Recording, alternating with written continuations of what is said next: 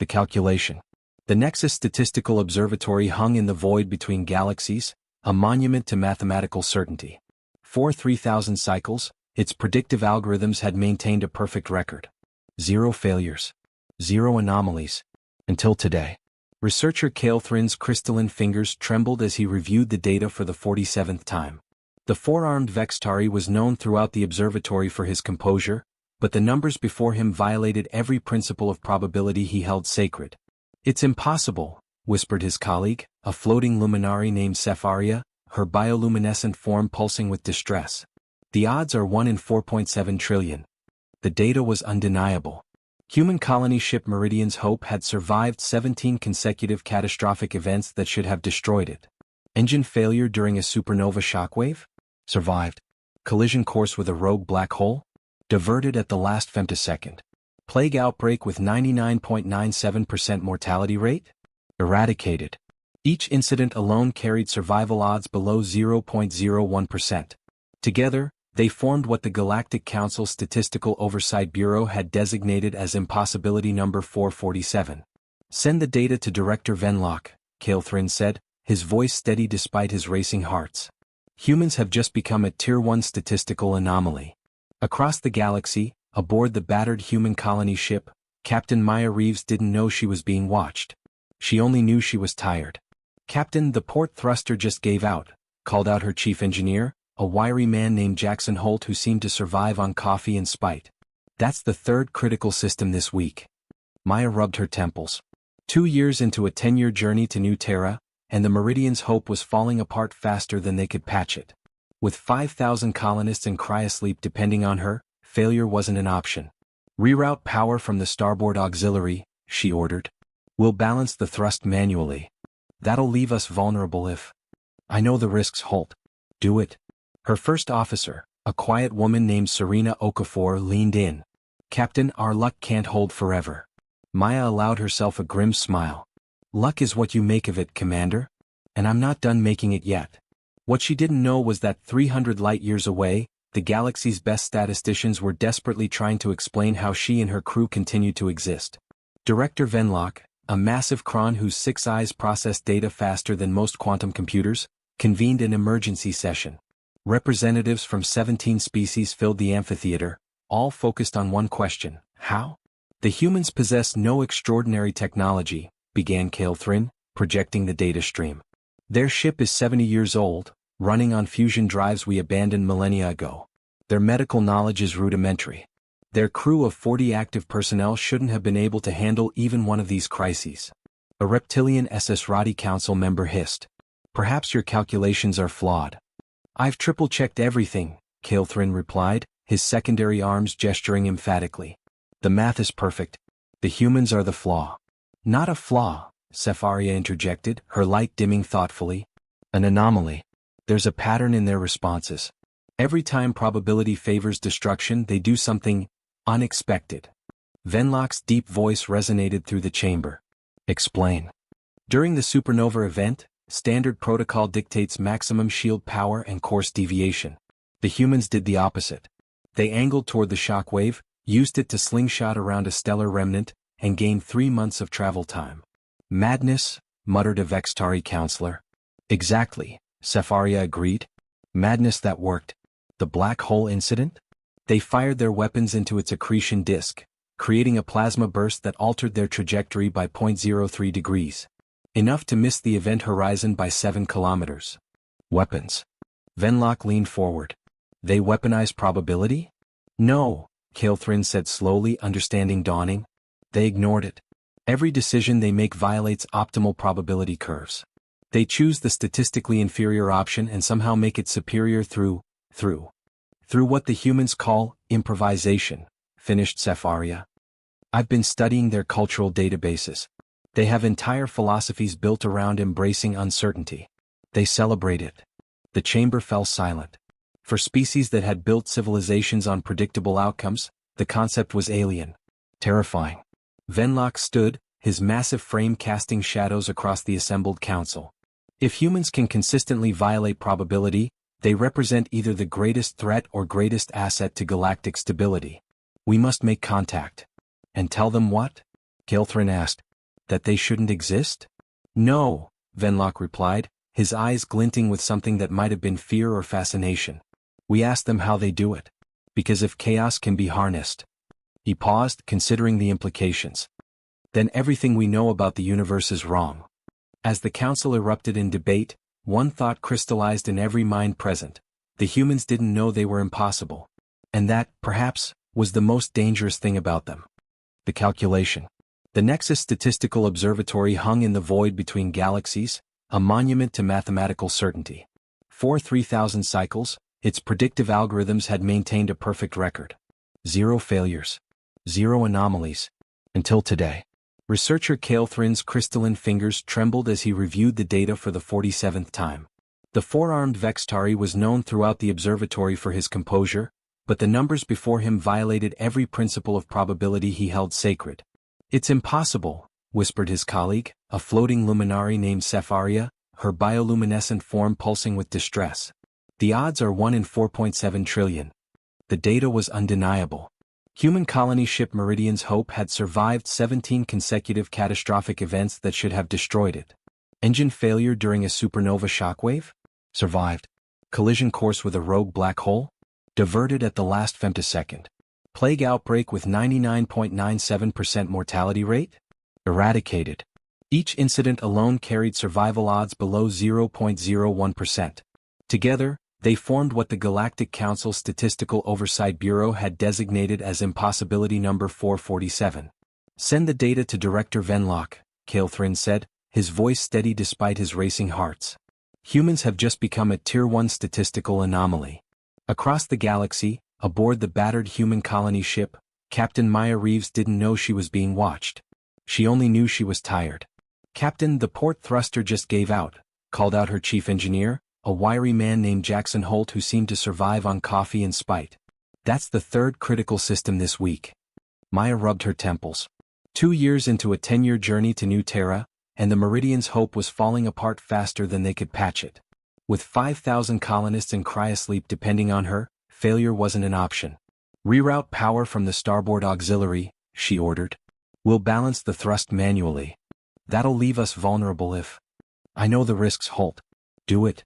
Her first officer, a quiet woman named Serena Okafor, leaned in. Captain, our luck can't hold forever. Maya allowed herself a grim smile. Luck is what you make of it, Commander. And I'm not done making it yet. What she didn't know was that 300 light-years away, the galaxy's best statisticians were desperately trying to explain how she and her crew continued to exist. Director Venlock, a massive cron whose 6 eyes processed data faster than most quantum computers, convened an emergency session. Representatives from 17 species filled the amphitheater, all focused on one question: how? The humans possess no extraordinary technology, began Kael'thrin, projecting the data stream. Their ship is 70 years old, running on fusion drives we abandoned millennia ago. Their medical knowledge is rudimentary. Their crew of 40 active personnel shouldn't have been able to handle even one of these crises. A reptilian SS Radi Council member hissed. Perhaps your calculations are flawed. I've triple-checked everything, Kael'thrin replied, his secondary arms gesturing emphatically. The math is perfect. The humans are the flaw. Not a flaw, Sepharia interjected, her light dimming thoughtfully. An anomaly. There's a pattern in their responses. Every time probability favors destruction, they do something unexpected. Venlock's deep voice resonated through the chamber. Explain. During the supernova event, standard protocol dictates maximum shield power and course deviation. The humans did the opposite. They angled toward the shockwave, used it to slingshot around a stellar remnant, and gained 3 months of travel time. Madness, muttered a Vextari counselor. Exactly, Sepharia agreed. Madness that worked. The black hole incident? They fired their weapons into its accretion disk, creating a plasma burst that altered their trajectory by 0.03 degrees. Enough to miss the event horizon by 7 kilometers. Weapons. Venlock leaned forward. They weaponize probability? No, Kael'thrin said slowly, understanding dawning. They ignored it.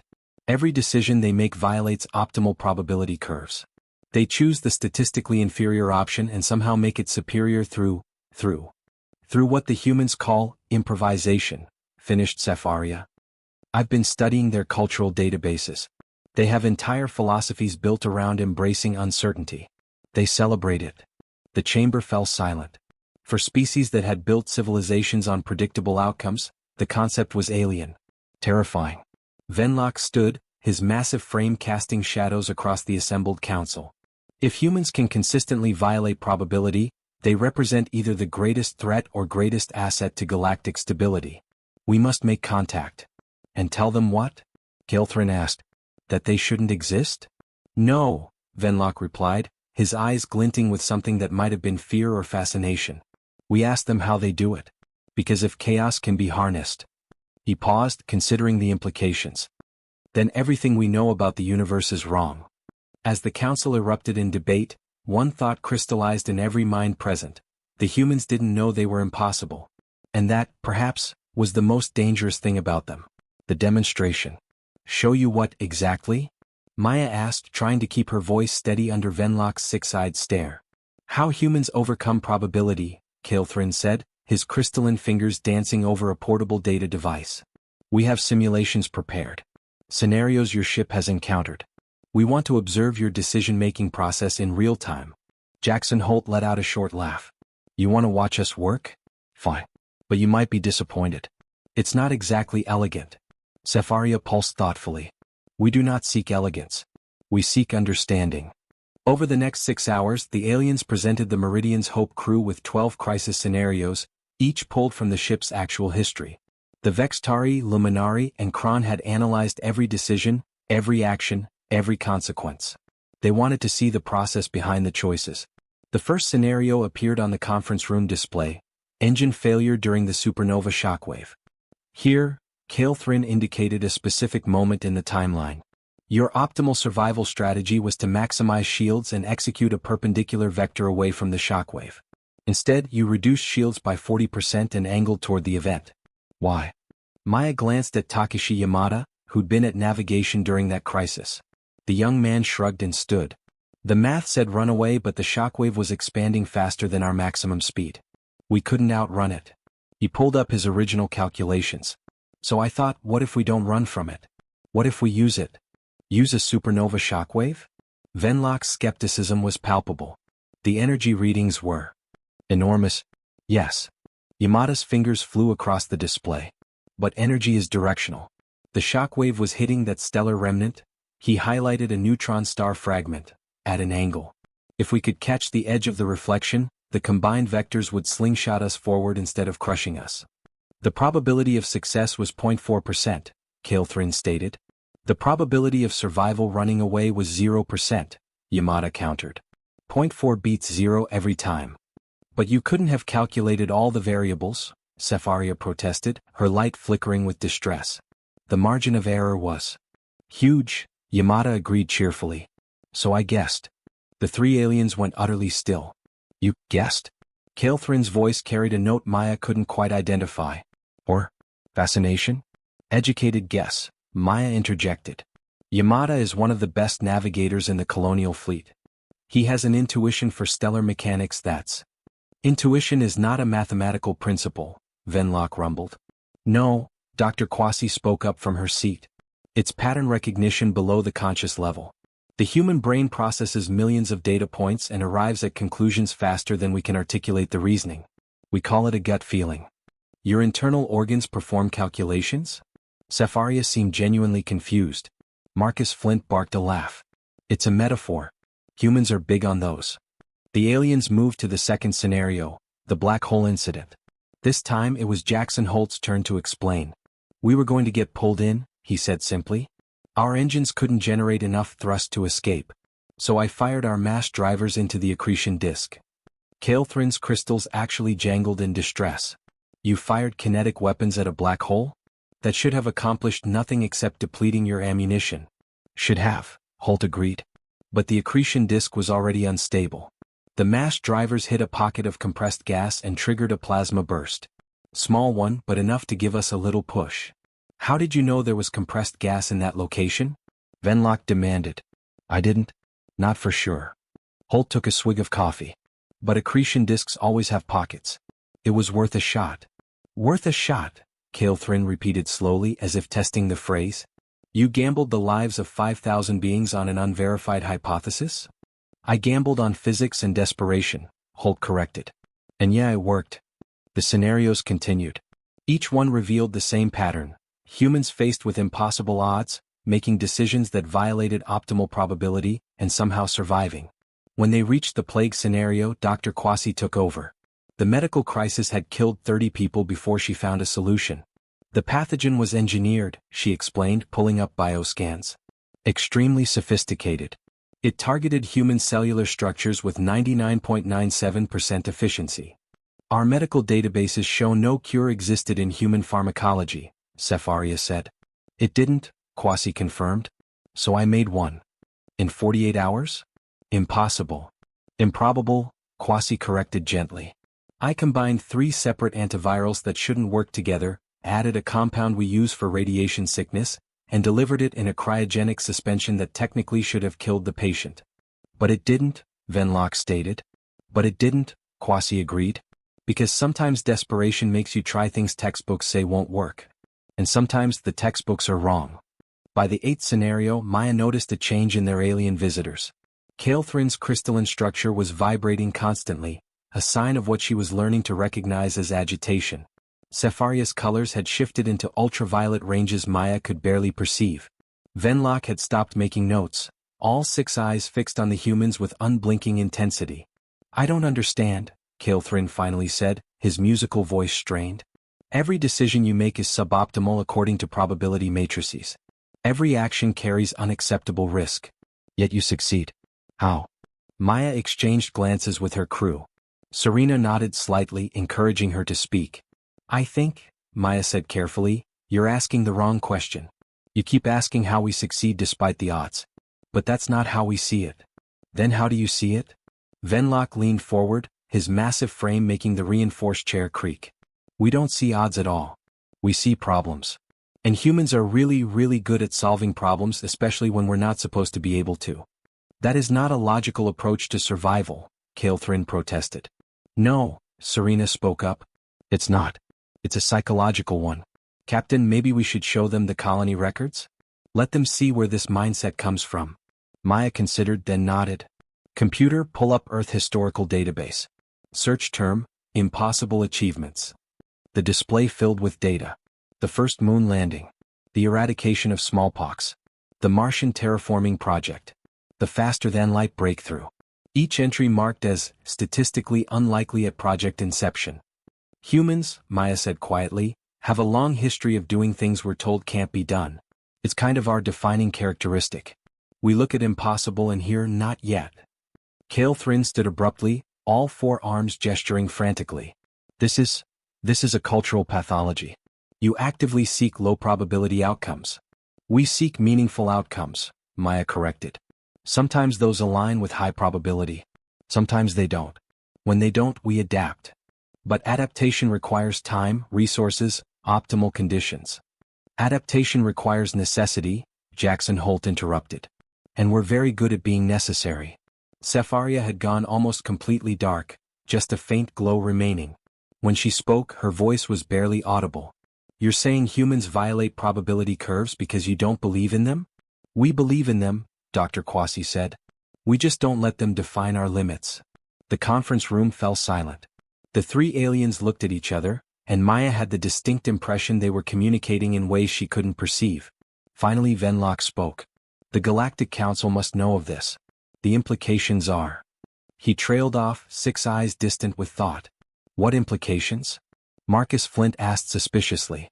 That the universe, Calethrin said slowly, may be less deterministic than we believed. And that terrifies us. The revelation. The aliens requested a private communication with the Galactic Council. Maya granted them access to the Meridian's Hope's secure comm array, though Flint insisted on monitoring the encryption signatures to ensure they weren't copying ship systems. While the delegation reported their findings, Maya's crew gathered in the mess hall, the closest thing they had to neutral ground. They're scared, Yamada said, nursing a cup of tea. Did you see how Calethrin's crystals were shaking during the last scenario? Can you blame them? Dr. Kwasi replied. Imagine building your entire civilization on predictable mathematics, then meeting someone who treats probability as a suggestion.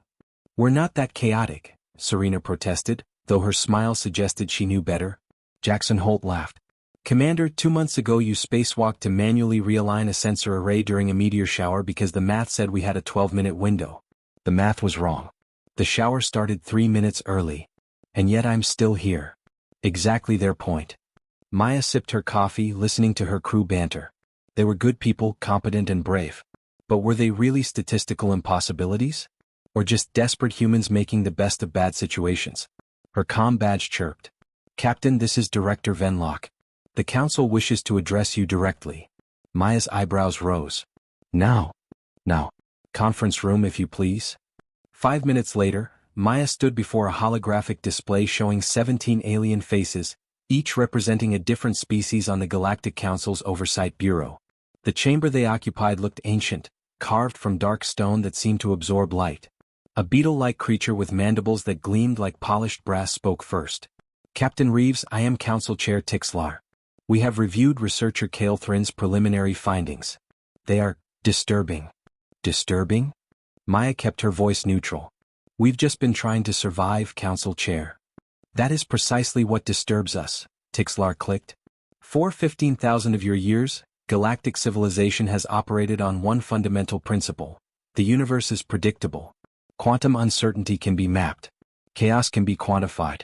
Every outcome can be calculated if you have sufficient data. Humans violate this principle, added a serpentine being whose scales shifted through color spectrums. Consistently. Impossibly. Venlock stepped into the hologram's frame. Captain, with your permission, I would like to share something that the Council has kept classified for 3 centuries. Maya tensed. What kind of something? You are not the first statistical impossibility we have encountered. The mess hall had gone silent when Maya returned.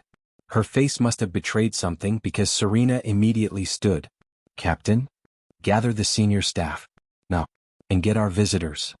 10 minutes later they reconvened. Maya stood at the head of the table, her hands gripping the back of her chair. We need to talk about what statistical impossibilities actually are, she began. And why the Galactic Council has been tracking them for 300 years. Calethrin's crystals chimed softly. Captain, that information is classified. They gave me permission to share it, Maya interrupted. Because apparently, we're number 447. 447 what? Flint demanded. Statistical impossibilities. Events or beings that violate probability to such a degree that the Galactic Council classifies them as anomalies. Maya pulled up the file Venlock had transmitted. Most are natural phenomena.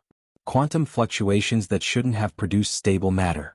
Star systems that formed in impossible configurations. That kind of thing. Most? Serena caught the implication. 47 of them, Maya said quietly, were sentient beings or civilizations.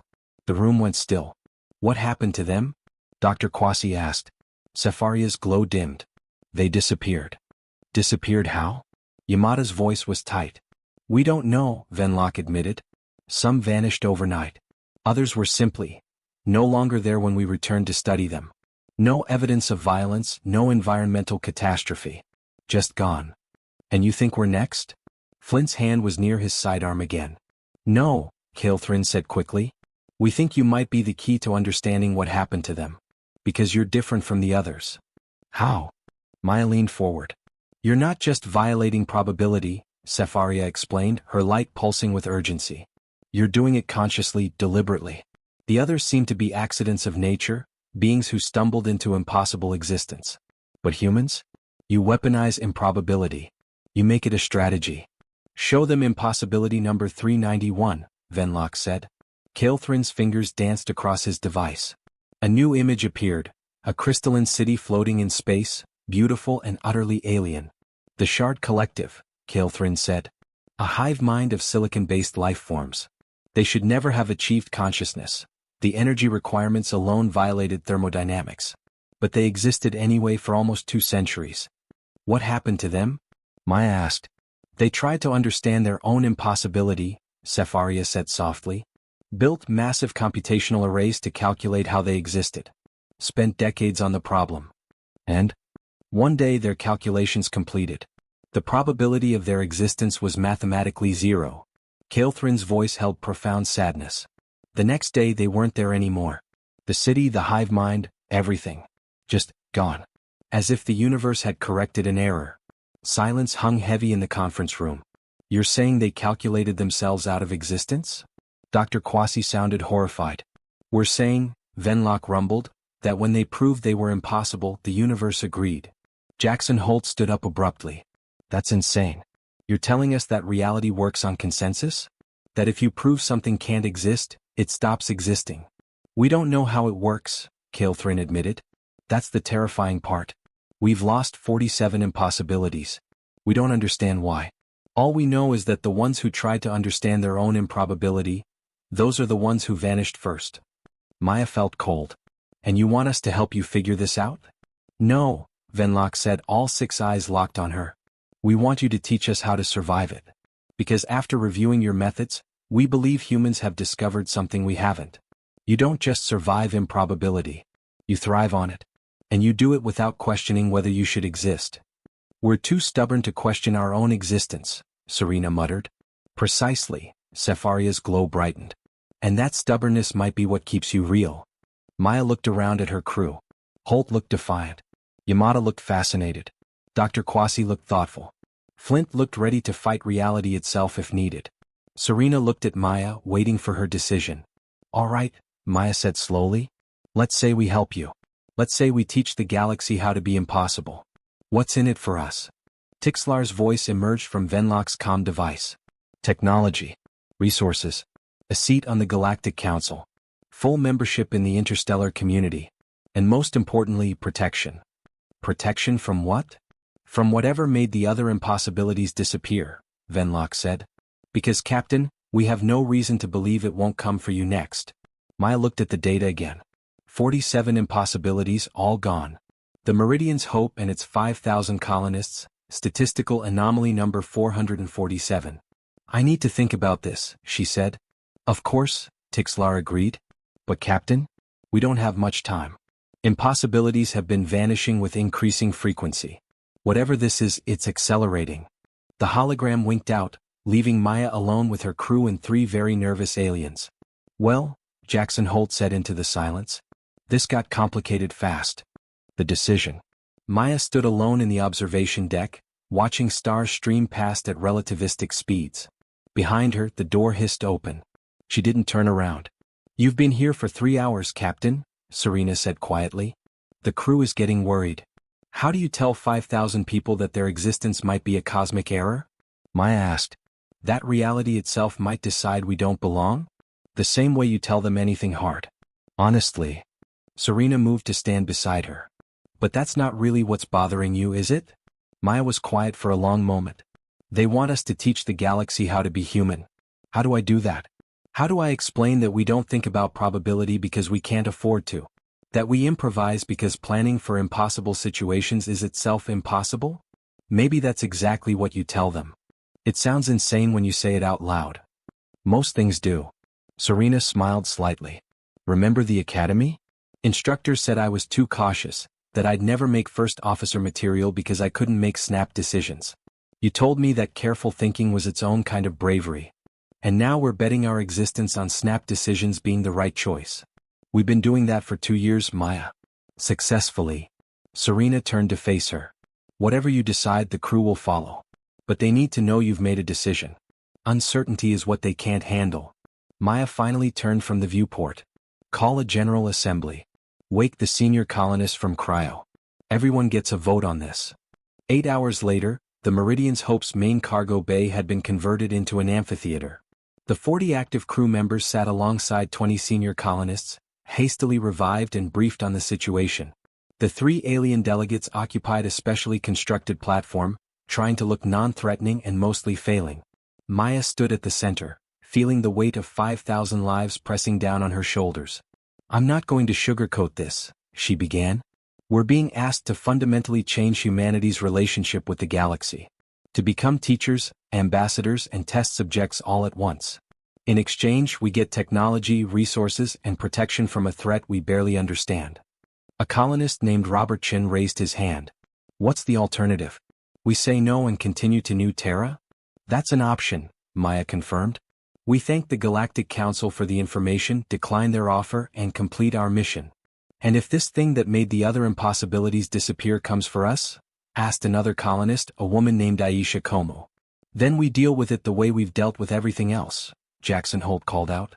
By refusing to die on schedule. That got a few nervous laughs. But wouldn't we have the council's help if we agree? Asked Dr. Kwasi's assistant, a young medical tech named David Park. Possibly, Venlock rumbled from his platform. But we must be honest. We do not understand this phenomenon. Our help might be worthless. Then why ask for our help? Yamada questioned. Because you are still here? Sefaria's voice was soft but clear. 47 impossibilities vanished. You remain. Something you do, something in your approach to existence protects you. We desperately need to understand what that is. Before it's too late for you too? Serena asked pointedly. Kael'thrin's crystals chimed. The Galactic Council is built on predictability. If reality is not predictable, our entire civilization's foundation is compromised. Yes, we need your help for our own survival. A long silence followed. Then Marcus Flint stood. I've got a question for the captain, he said. What do your instincts say? Forget the math, forget the politics. Gut feeling. Do we trust them? All eyes turned to Maya. She looked at the three aliens, Kael'thrin with his crystalline anxiety, Sefaria with her hopeful glow, Venlock with his calculating gaze. Then she looked at her crew, her colonists, her people. My gut says they're telling the truth, she said slowly. That they're as scared and confused as we are. That they genuinely don't know what's happening to the impossibilities, but they know it's bad. And my gut says that if we're already a target, we might as well have allies. But, Flint prompted. But my gut also says that the moment we agree to this, we stop being just colonists trying to reach New Terra. We become representatives of humanity. And that's a responsibility I can't take on alone. You're not alone, Serena said immediately. Never have been, Holt added. Dr. Kwasi stood. I vote we accept. Not because I trust them completely, but because isolation didn't save the other impossibilities. Maybe cooperation will. One by one, the crew and colonists voiced their opinions. Not all agreed. Some wanted to continue to New Terra, to stay far from galactic politics. But the majority saw opportunity in the unknown. Finally, Robert Chin stood. As the senior elected representative of the colonists, his voice carried weight. We left Earth knowing we might never see home again, he said. Knowing New Terra might not work out. Knowing we could die in space. We chose the uncertain future over the certain present because that's what humans do. I say we choose the uncertain galaxy over the certain isolation. When the vote concluded, the result was clear. 48 in favor, 12 opposed. Maya turned to the alien delegates. We accept, with conditions. Venlock's eyes narrowed. What conditions? First, we complete our mission to New Terra. These colonists signed up for a home and they'll get one. Second, any technology you share gets vetted by our engineers. We learn how it works, not just how to use it. Third, this partnership is exactly that, a partnership. We're not lab rats. And fourth, Kael'thrin asked. Fourth, you start treating impossibility not as a problem to solve, but as a reality to accept. Because that's the real difference between us and you. We don't try to explain why we exist. We just do. The three aliens looked at each other. Then Venlock's massive hand extended. Agreed, Captain Reeves. Welcome to the Galactic Council. Maya shook his hand, sealing humanity's first treaty with alien civilization. As the cargo bay erupted in mixed cheers and nervous chatter, she caught Serena's eye. What have we just done? She murmured. Changed everything, Serena replied. Hopefully for the better. From his platform, Kael'thrin was already transmitting data. The Council is mobilizing resources. We will assign a support fleet to escort you to New Terra, then establish a joint research station. Captain, we have much to learn from each other. Start with coffee, Jackson Holt suggested. If you're going to understand humans, you need to understand coffee. Sefaria pulsed with what might have been amusement. We do not consume. Trust me, Holt insisted. This is important. As the assembly dispersed, Maya found herself standing with the three aliens, watching her crew begin the process of integrating into something much larger than a simple colony mission. Kael'thrin, she said quietly. The 47 impossibilities that vanished. Did any of them fight back? His crystals went still. What do you mean? You said they disappeared. But did any of them resist? Did they see it coming and try to stop it? We don't know. The vanishings were instantaneous as far as we can determine. Then maybe that's your first lesson in human impossibility, Maya said. We don't go quietly. Whatever this is, if it comes for us, it's going to have to work for it. Venlok's 6 eyes gleamed. I believe, Captain, that you are about to make the universe a much more interesting place. Or a much more confused one, Maya replied. But that's okay. Humans are good at confusion. We've had millennia of practice. As the Meridian's Hope adjusted course to rendezvous with the Council fleet, Maya couldn't shake the feeling that they'd just stepped onto a stage far larger than she'd imagined. Somewhere in the darkness between galaxies, something was erasing impossibilities from reality. And humanity had just volunteered to find out why. The pattern. 3 weeks later, the Meridian's Hope was no longer alone. 5 Council ships flanked it, a protective formation that made Jackson Holt nervous and Marcus Flint perpetually suspicious. But the technology sharing had begun, and even the skeptics were impressed. Maya stood in what had once been a storage bay, now transformed into a joint research center. Holographic displays showed impossible amounts of data, most of it about humanity. This is disturbing, Dr. Kwasi said, scrolling through medical scans. They've been watching us for longer than we thought. Cale Thrin looked up from his station, crystalline fingers still. We monitor all developing civilizations. Standard protocol. There's nothing standard about this level of detail, Serena countered, highlighting a file. You have genetic markers going back 12 generations on some colonists. Because statistical anomalies must be tracked to their origins, Sepharia explained, her glow apologetic. We needed to understand if human impossibility was genetic, cultural, or something else. And? Maya asked. We still don't know, Venlok admitted. Your genetics are unremarkable. Your culture, while violent by our standards, is not unique. Yet you produce impossibility after impossibility. A chime interrupted them. One of the holographic displays flared red. What's that? Yamada asked from the navigation console. Cale Thrin's entire crystalline structure went rigid. An alert. Another impossibility just vanished. The room froze. Which one? Maya demanded. Number 312. The Resonance Monks of Kepler 442b. Venlok pulled up the data. A religious order that achieved quantum consciousness through meditation. They existed in superposition, both alive and dead, here and not here, simultaneously. Existed, Serena noted. Past tense. As of 14 minutes ago, their monastery is empty. No bodies, no signs of struggle. The building is intact. They're just gone. Maya felt cold. How close were they to us? 47 light years, Cale Thrin said quietly. Captain, that's the closest an impossibility has vanished to an active one. Ever. Show me the pattern, Maya ordered. All 47 vanishings. Time, location, type of impossibility. The holographic display reorganized into a 3-dimensional map of the galaxy. Red dots marked each vanishing, timestamp floating beside them. Takashi Yamada leaned forward, his navigator's mind already calculating. There. See it? See what? Flint asked. They're not random. Yamada's fingers flew across the console, connecting dots. The vanishings are moving. Look at the timestamps and locations. It's a wave pattern spreading out from the galactic core. Sepharia's light flickered with agitation. That's impossible. We analyzed this data for decades. There's no pattern. Because you were looking at it wrong, Dr. Kwasi said, understanding dawning. You were treating each vanishing as an isolated event. But if you think of them as a cascade, a domino effect. Then something started at the galactic center, Maya finished, and it's moving outward. Systematically. Venlok's 6 eyes widened. By these calculations, the wave front is currently 42 light-years from our position. And closing, Yamada confirmed. At roughly 6 light-years per standard year. That gives us 7 years, Serena said. Until what? Flint demanded. Until whatever's erasing impossibilities reaches us, Maya said grimly. Cale Thrin, we need to see what's at the galactic core. Where this started. The core is a black hole, Captain. Nothing survives there. Nothing impossible survives there, Holt corrected. Maybe that's the point. Maya turned to Venlok. What was impossibility number 1? The first one to vanish. The massive Kron was silent for a long moment. The architects. Who were they? We don't know. They existed at the galactic center, built structures we still can't replicate, and vanished 300 years ago.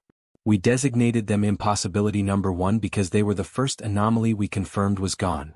You said confirmed was gone, Serena picked up on the phrasing. Not the first to vanish? Caelthrin's crystals chimed with distress. We don't know which vanished first. The architects were simply the first we discovered were missing. By the time we started tracking, dozens could have already disappeared. Maya studied the map, her mind racing. What if the architects didn't vanish? What if they did this? The room went silent. Explain, Venlock commanded. You said they built impossible structures. What if they built an impossible solution to something? What if this wave is their creation spreading outward and it's designed to, I don't know, clean up impossibilities? Why would anyone create such a thing? Zafaria asked. I don't know, Maya admitted. But humans have a saying. When you eliminate the impossible, whatever remains, however improbable, must be the truth. You've spent 3 centuries assuming the vanishings were natural. What if they're not?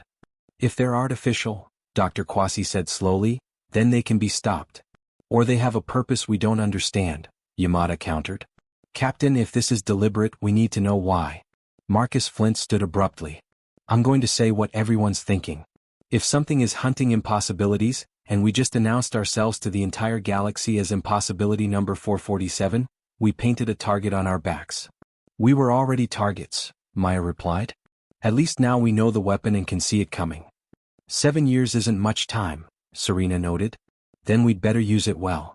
Maya turned to Venlock. I need full access to all data on the architects. Everything the Council has. That information is classified, I know. Unclassify it. Because right now, a 300-year-old mystery is the only thing standing between us and oblivion. Venlock's 6 eyes studied her for a long moment. Then he nodded. I will speak with the Council. But Captain, even if we understand what the architects built, we may not be able to stop it. We don't need to stop it, Maya said, a plan forming in her mind. We need to understand it. Because every weapon has a weakness. Every system has a flaw. And humans are very, very good at exploiting both. You want to fight reality itself, Caelthrin said, somewhere between horror and admiration in his voice. I want to survive, Maya corrected. Everything else is just details. As the research team dispersed to their tasks, Jackson Holt pulled Maya aside. Boss, you realize what you're proposing is insane, right? We're going to study something that erases impossibilities while being impossibilities ourselves. I know. And if we screw up, we might accelerate our own deletion? I know that too. Good. Just checking. Holt grinned. When do we start? Maya looked at the holographic map, at the wave of vanishing spreading inexorably toward them. 7 years. Sounded like a lot. It wasn't. We already have, she said. Alert the crew. Full research protocols. And Holt? Break out the good coffee. We're going to need it. As night cycle descended on the Meridian's Hope, Maya stood once more in the observation deck. But this time she wasn't alone. Serena stood beside her, and through the viewport, they could see the Council ships keeping pace. Do you think we can do this? Serena asked. Figure out a 300-year-old mystery in 7 years? I think we don't have a choice, Maya replied. But yeah, I think we can. Because we have something the other impossibilities didn't. What's that? We know it's coming. We have time to prepare. And we have allies who are just as motivated as we are. Maya smiled slightly. Plus we're human. Impossible is kind of our specialty. In the darkness between stars, the wave continued its inexorable advance. But for the first time in 300 years, something stood in its path that had no intention of vanishing quietly. The hunt had begun. But the question remained, who was hunting whom? The answer. 6 years and 11 months later, the Meridian's Hope had changed. No longer a solitary colony ship, it was now the heart of a research fleet comprising 37 vessels from 12 different species. New Terra had been colonized successfully, and the 5,000 original colonists now formed the foundation of humanity's first extrasolar city. But Maya Reeves hadn't set foot on that planet in 4 years. She'd been too busy trying to save it. The main research station orbited a dead star system at the edge of the galactic core, as close as they could get to where the architects had once lived. Maya stood in the central command center, surrounded by holographic displays that would have been incomprehensible to her 7 years ago. Now she read them fluently. We have confirmation, Caelthrin announced, his crystalline structure having grown more complex over the years of exposure to human unpredictability. The wave front will reach this system in 46 hours. Right on schedule, Jackson Holt muttered. He looked older, grayer, but his eyes still held that spark of defiant engineering brilliance. Let's hope our little surprise works. 7 years of research had yielded answers, though not the ones they'd expected. The architects hadn't created the wave to destroy impossibilities. They'd created it to find them. Run it one more time, Maya ordered. I want to be sure. Dr. Imani Kwasi, now leading a team of 17 xenobiologists, pulled up the simulation. The architects were the first impossibility. A civilization that should never have evolved near a galactic black hole, yet did. They spent millennia trying to understand why they existed. And they found the answer, Serena continued, now Maya's co-director on the project. Reality isn't deterministic. It's selective. The universe doesn't run on math alone, it runs on meaning. Sepharia, whose understanding of human philosophy had deepened considerably, pulsed with affirmation. The architects discovered that impossible things exist because they must exist. Because reality requires diversity, requires chaos, requires the improbable to balance the probable. But then something scared them, Venlock rumbled. The massive Kron had become Maya's closest alien ally, his quantum mind having learned to appreciate human intuition. They discovered something at the galactic core. Something that threatened all impossibilities. Show the recording again, Maya said. A holographic image appeared, reconstructed from architect ruins. It showed a structure of impossible geometry, mathematics made solid, existing in dimensions that shouldn't intersect. And at its heart, a darkness that wasn't empty space but something else entirely. The Void Engine, Takeshi Yamada named it, his 7 years of studying architect technology having made him the foremost expert on impossible mathematics. The architects found it deep in space-time, older than galaxies. It's not from our universe. It's a correction mechanism, Dr. Kwasi explained. From another reality where impossibilities don't exist. It bleeds into our universe trying to enforce its rules. Trying to make our reality as deterministic as its own. The architects couldn't destroy it, Kael'thrin said. So they built the wave. Not to erase impossibilities, Maya finished, having heard this explanation 100 times but still finding it staggering. To find them. To catalog them. To create a network. The revelation had come 3 years ago, hidden in architect ruins. The vanishings weren't destructions. They were evacuations. Every impossibility that disappeared had actually been moved, transported to a pocket dimension the architects had created. A haven where the Void Engine couldn't reach them. But the architects made a mistake, Serena said. They built the wave to be automated, to find and save impossibilities. But they didn't account for impossibilities that didn't want to be saved. Like humans, Holt grinned. Like humans, Maya agreed. Who saw the wave coming and decided to fight it instead of fleeing. Marcus Flint entered the command center, his security team behind him. All ships report ready, Captain. We're as prepared as we'll ever be. Maya looked at the timer. 46 hours until the wave arrived. 46 hours until 7 years of impossible work either succeeded or failed spectacularly. You all know the plan, she said to the assembled beings, human and alien alike. When the wave reaches us, it's going to try to scan us, categorize us, and transport us to the architect sanctuary. We're going to let it start that process. And then hijack it, Yamada said, pulling up the technical specifications. We've modified the research station to act as a relay. When the wave tries to transport us, we'll piggyback our own signal into the architect network. Giving us access to every impossibility they saved, Dr. Kwasi continued. Over 3,000 civilizations, beings, and phenomena, all preserved in their pocket dimension. And we're going to wake them up, Venlock said, his 6 eyes gleaming. Show them what the architects found. Give them a choice. Fight or hide, Sepharia pulsed. The choice the architects never gave them. Kael'thrin's crystals chimed with anxiety. Captain, if this doesn't work, we'll all be trapped in the sanctuary with no way back. And the Void Engine will continue bleeding into our reality, making it more deterministic, more dead. I know the risks, Maya said. But I also know we can't keep running. The Void Engine is growing stronger. In another 1,000 years, our universe won't have room for anything improbable. No chaos, no creativity, no possibility. Just cold math. No humans, Holt said quietly. No anyone interesting, Maya replied. So we make our stand. We show the Void Engine that impossibilities aren't errors to be corrected. We're features. We're necessary. The next 46 hours were controlled chaos. Every ship in the fleet ran simulations. Every system was checked and rechecked. The entire plan depended on precise timing and even more precise execution. Maya found herself in the observation deck during the final hour, watching the starfield. Serena joined her. Nervous? Her friend asked. Terrified, Maya admitted. We're betting everything on the theory that 3,000 impossibilities working together can do what the architects couldn't alone. It's insane. It's human, Serena corrected. We've always been better in groups. Especially when we're up against something that says we can't exist. You think they'll fight? The ones we wake up. I think impossibilities have one thing in common, Serena smiled. We're all stubborn enough to exist despite reality saying we shouldn't. Yeah, they'll fight. The wave arrived exactly on schedule, a ripple in spacetime that the sensors barely registered. But Maya felt it, a pressure against reality itself, the weight of the architect's ancient technology assessing them.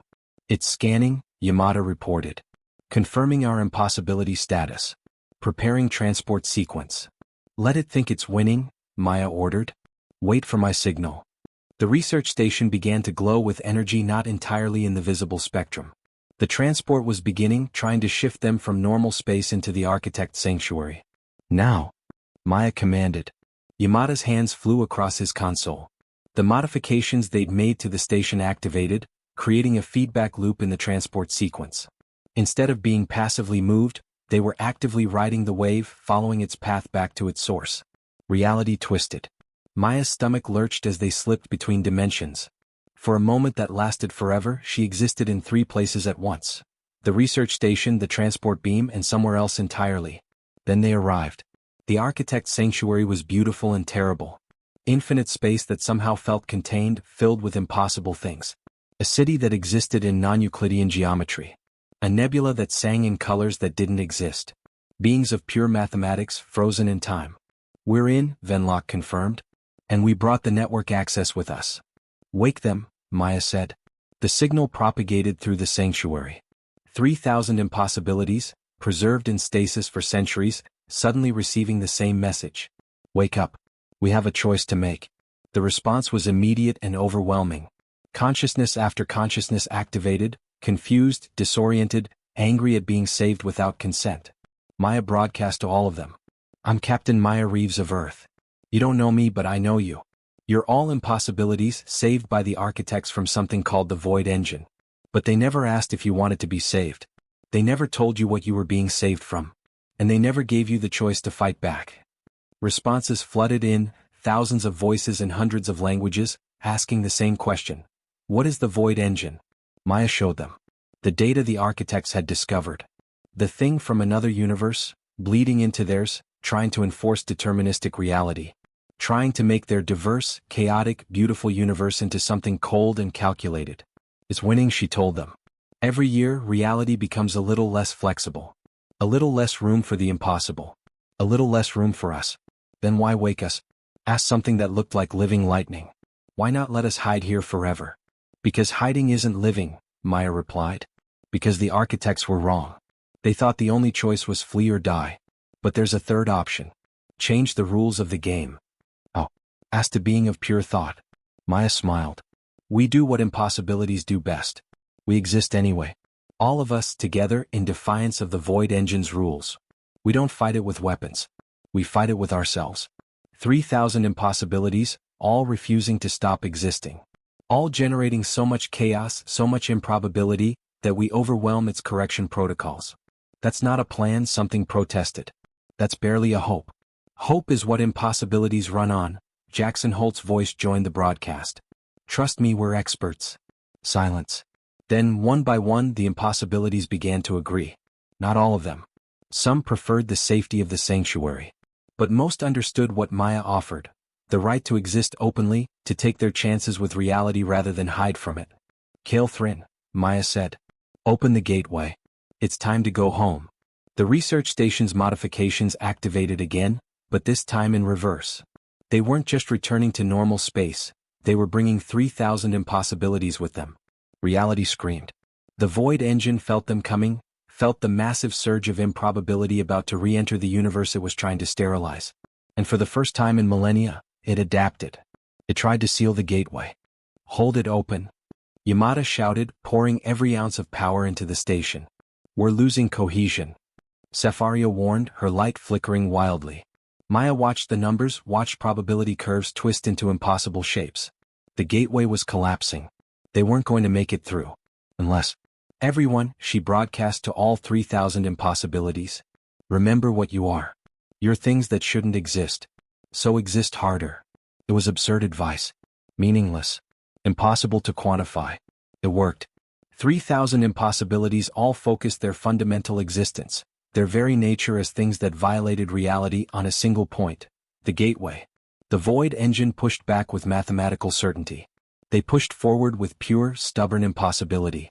And reality, caught between two opposing forces, did what it always does when faced with a paradox. It compromised. The gateway didn't collapse. But it didn't fully open either.